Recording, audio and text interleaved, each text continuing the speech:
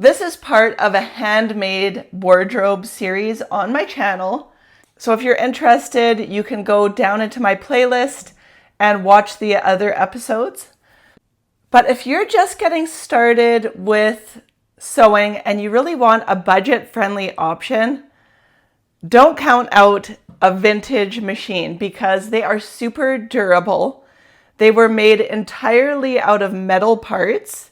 Other than my dials, everything is metal on this machine.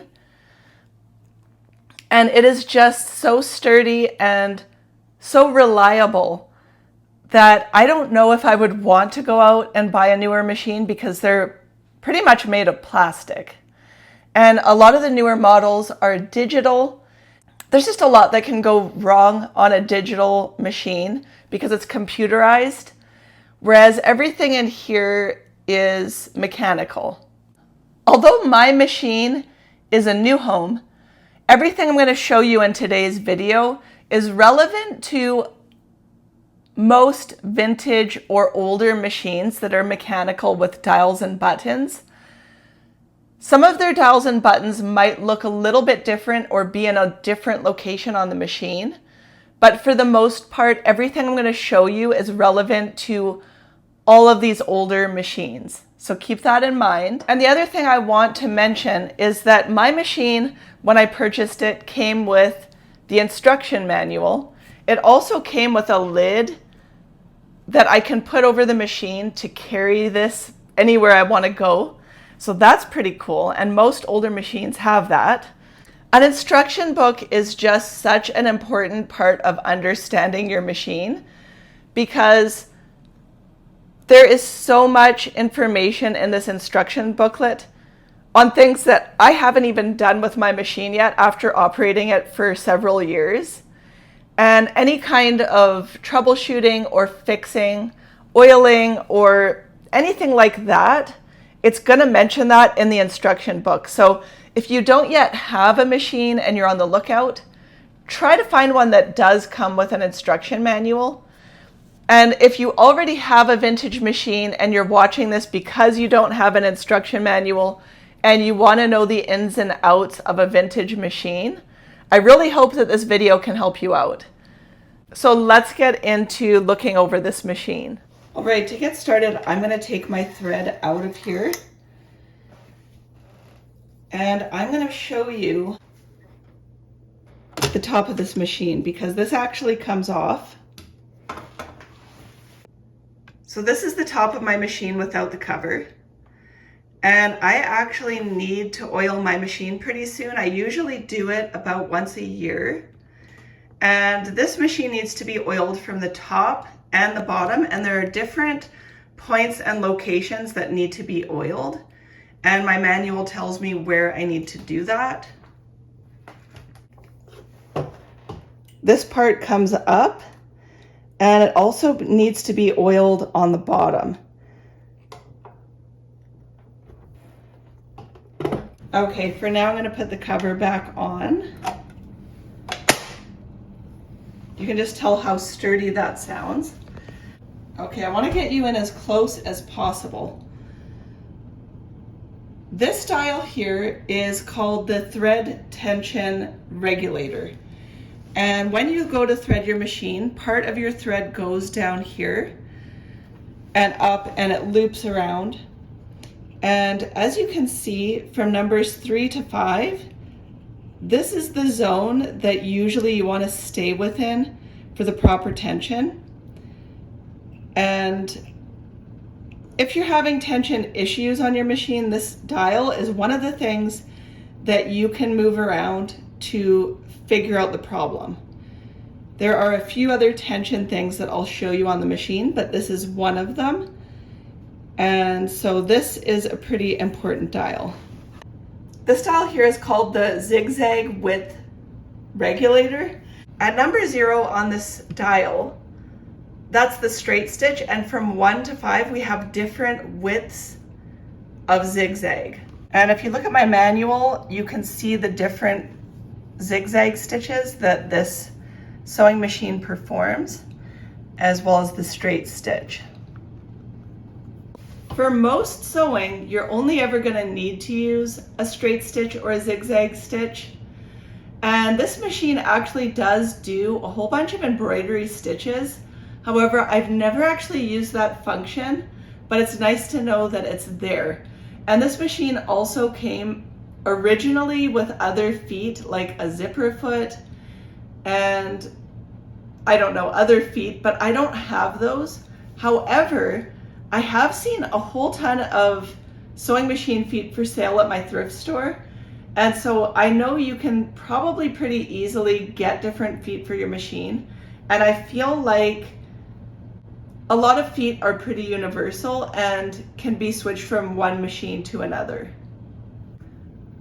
All right, this dial right here is sort of a needle position dial. Right now I have it in the middle, but you can move it from left to right. And this dial also has other functions that I've never used, but one of them is actually a buttonhole selector. If I look at my manual, if I change my dial to this selection right here, and I switch my foot out for a buttonhole foot, which I need to get for sure, this machine will automatically create a buttonhole for me. And that is so handy to have, especially when you're making clothing. And so I really do need to get my hands on a buttonhole foot for this machine. And I can see right here in the manual what it would look like. So very handy. Okay, this dial right here is called the stitch length regulator, and it goes from 0 all the way to 4, and 4 is the longest stitch. When you're sewing different types of fabric, if it's a lighter weight fabric, you want a smaller stitch, and if it's a heavier weight fabric, you want a longer stitch. And the longest stitch can be used for things like basting or creating ruffles. And this button also, if you press it, this is the reverse stitch on your machines. You always want to start out and end with a reverse stitch when you're sewing. And so you're going to be using that knob all the time. The other thing that we need to know about is this right here. And this actually, if you see my sewing needle right there, this is the manual up and down for my needle. And we really need to use this when we are dropping that needle into our fabric when we begin sewing. And when we're done sewing, we lift it back up. So that is really all of the buttons and dials on the front of this machine. I've got a light right here. There's a little button at the back of the machine to turn this light on.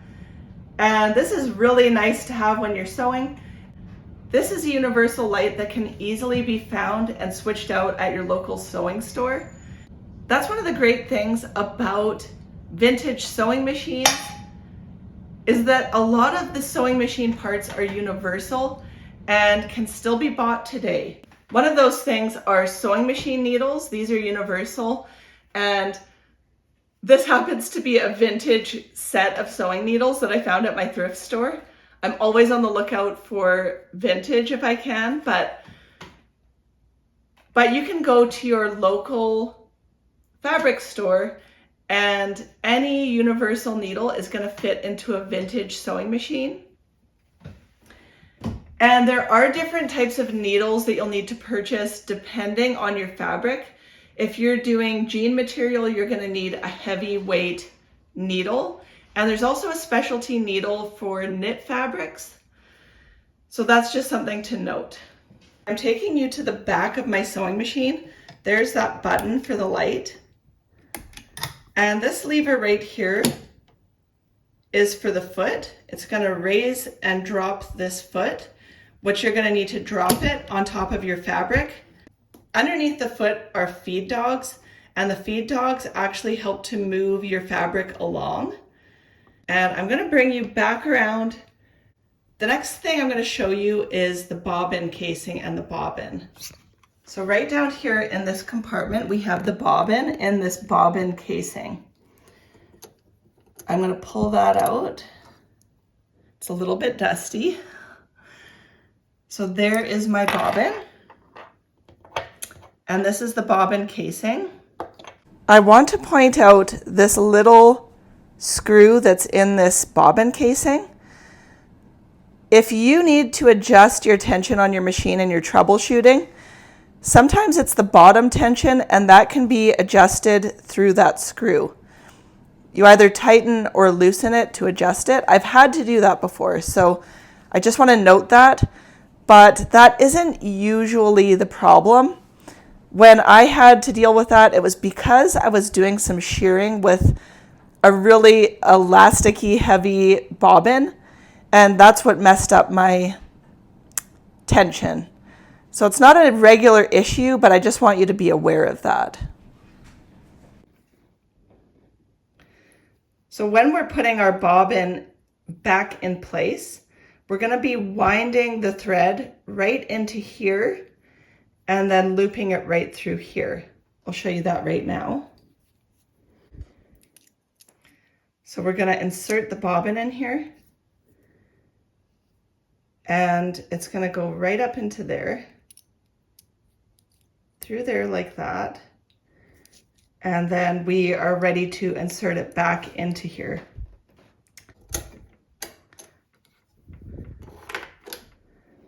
Okay, the other thing I want to show you right here, this piece right here, if you turn it, this will come loose and I can pull my needle out.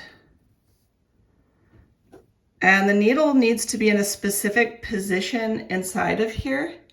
If you look at your needle, there's a flat side to your needle right there, and then the rest of it is rounded. And the flat side of my needle needs to be sitting flush against the edge of this where it's going up. I push it all the way to the top and then turn this dial until it's tight. And that's what I need to do if I'm going to be switching my needle in and out.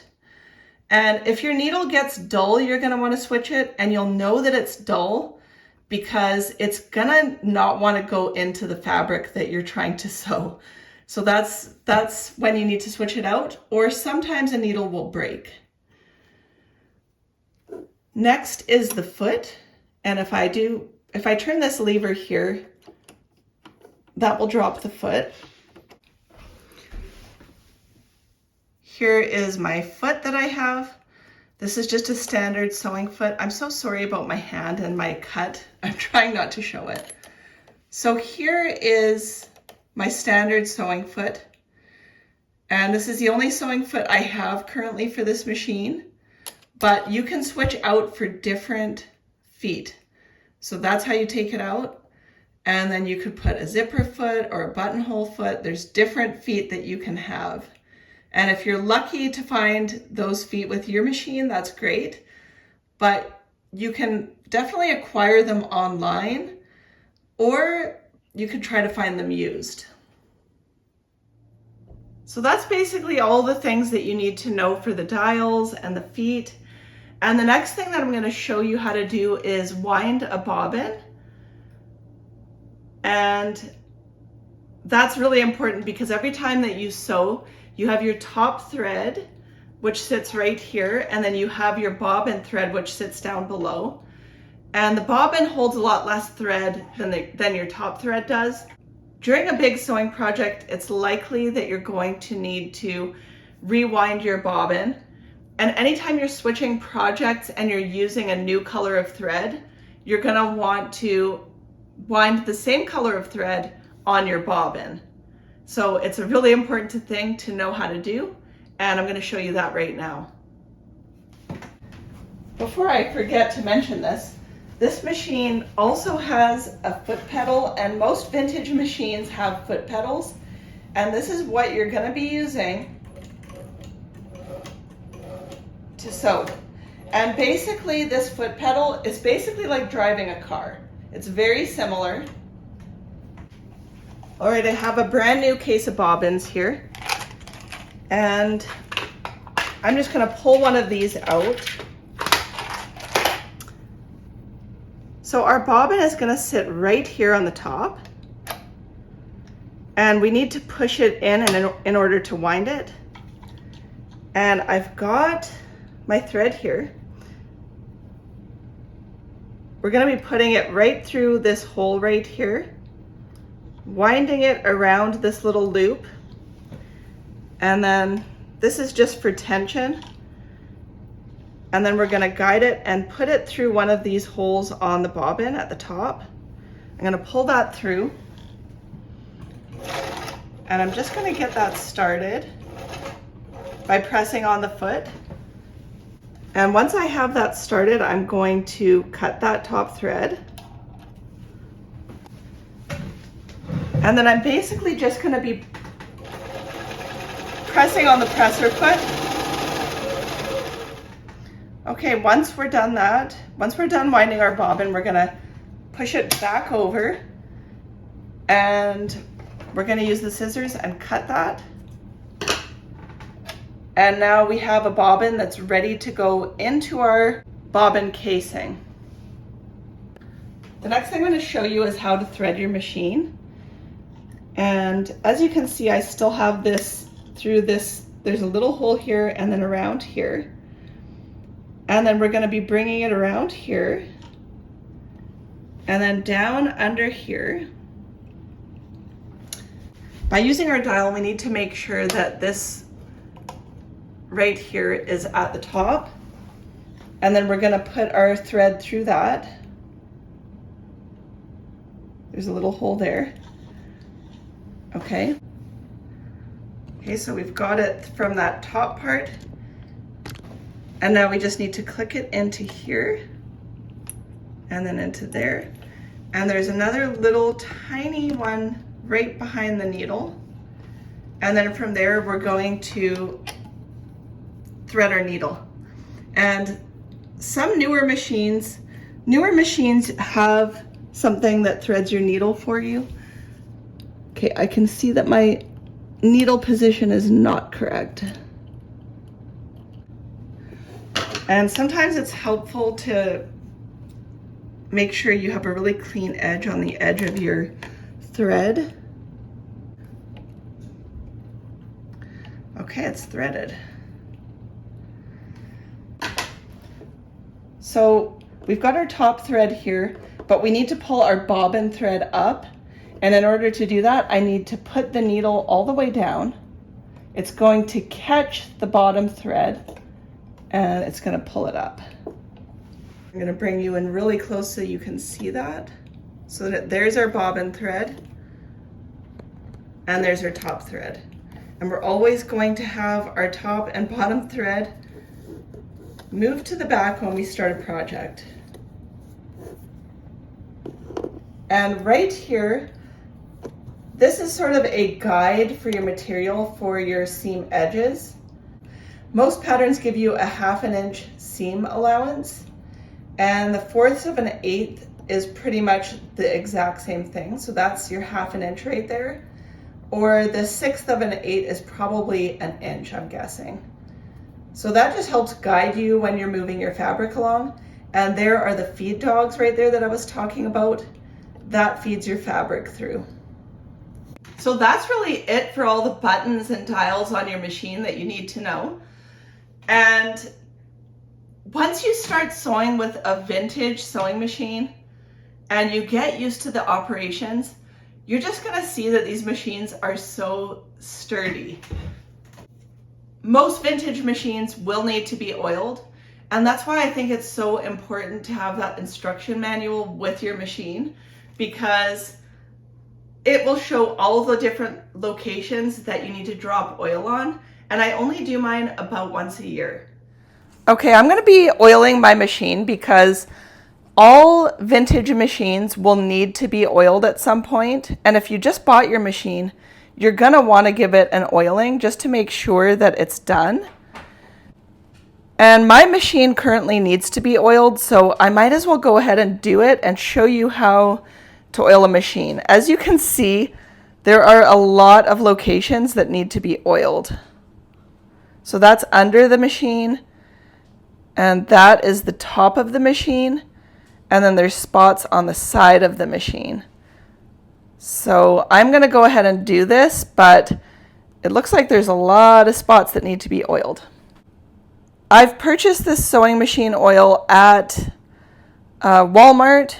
It's pretty inexpensive, and it's pretty common that you can find sewing machine oil. I'm going to start at the top, and we want to make sure that this is in the correct position. You want to make sure that your image is the same as what you're looking at. So I've got a spot right here. I've got a spot right there. Right over here. Right over there and right here. So there's not too many locations up top. And it seems like all the locations have little holes. So that tells me where they actually are. So that's that.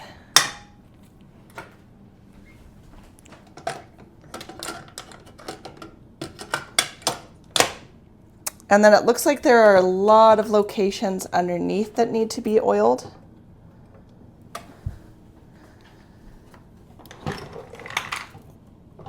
Okay.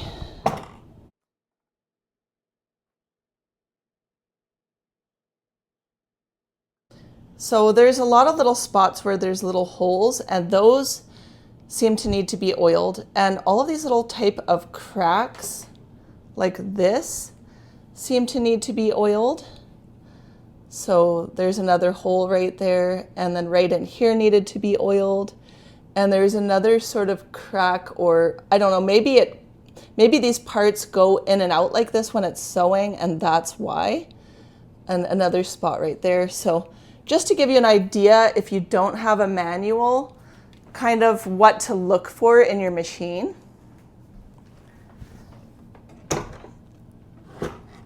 And then the same thing on top. It needed to be oiled here, and it needed to be oiled there. And there's a crack down there that needed to be oiled. And let's see, right here and right down there. And I think that's it. So really quickly, I'm just going to show you me operating this machine really quickly so that you can see it in action. Okay, getting my camera in here is pretty tricky, but I want you just to see me operating this machine.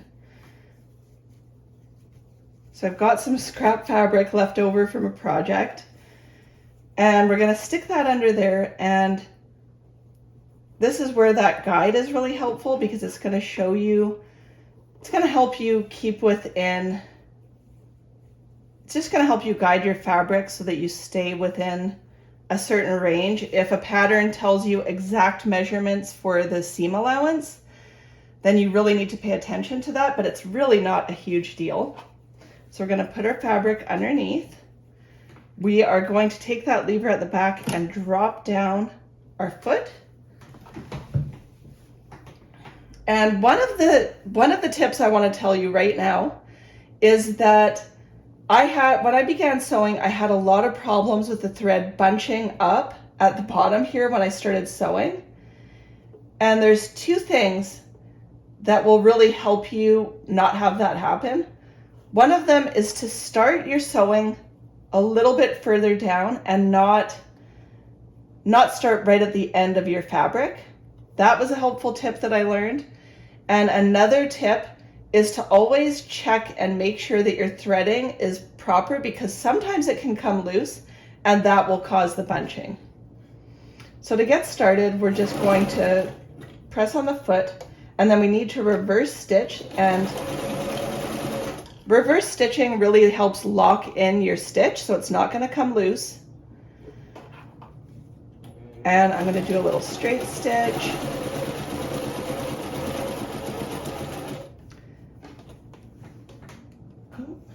I'm having a few tension issues, and I think it's because I moved the dial. Let's see. Okay. Looks like I'm going to have to play with my tension.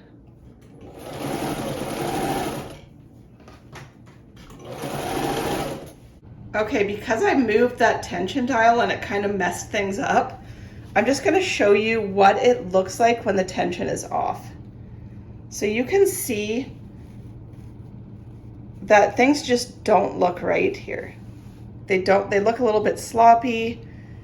And if I turn it around, it's kind of bunching up.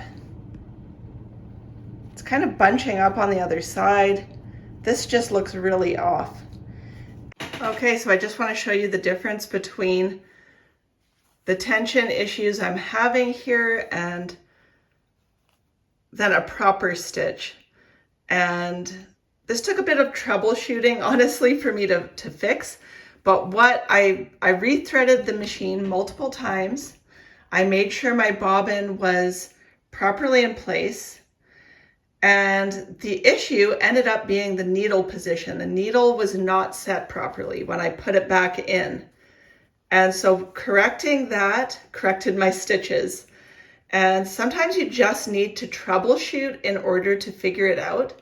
And it usually goes back to just making sure that the positioning of everything is really good. Okay, now I'm gonna drop my foot down, put my needle down, drop my foot down, and then I'm gonna switch this.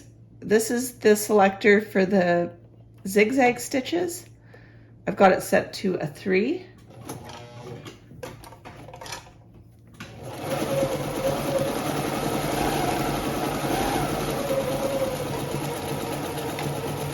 And this is the switch for reverse.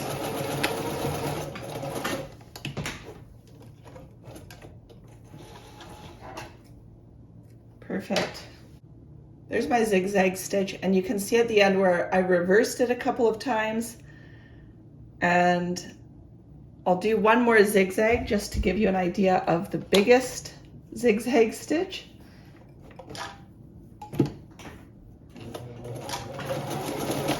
Reverse, and then reverse again at the end.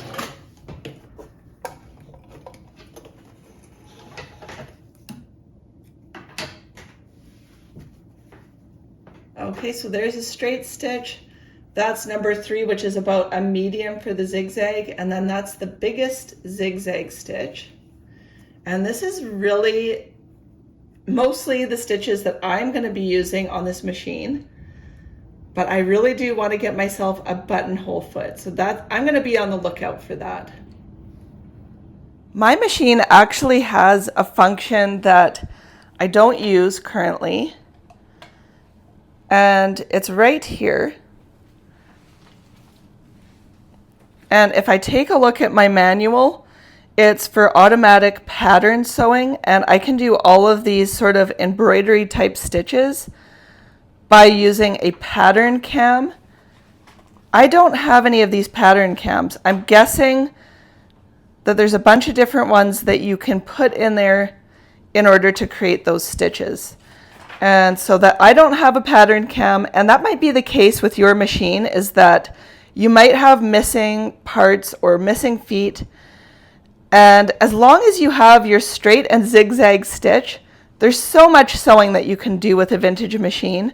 And so I'm not too worried about it, but it's nice to know that that exists, and that if I ever found any pattern cams, that could be used. I hope that today's video was really helpful for you in understanding your vintage sewing machine. And if you're still on the lookout, I hope that this gave you a little bit of information so that you know what to look for. If you have any questions or comments, leave them down below in the comment section. I'll do my best to answer any of your questions. And I feel like I've gone over everything that you'll need to know about using a vintage sewing machine. And like I said at the beginning, all machines and different brands might have a slightly different setup, but they're all going to have those core functions. And so knowing what to look for with those dials and everything is going to be super helpful for you to understand your machine. This is part of a Handmade Wardrobe Series, and I'm sharing videos every Friday on my Handmade Wardrobe Series. So check that out and subscribe if you want to join in on that. Every Wednesday is homemaking, food from scratch, and life on our farm, and that's the core part of my YouTube channel. But the Handmade Wardrobe Series is a limited series that I'm working on right now, and I might pick it up this fall if it goes well. But for now, this is it for this tutorial, and I hope it was helpful for you, and I will see you in next week's video.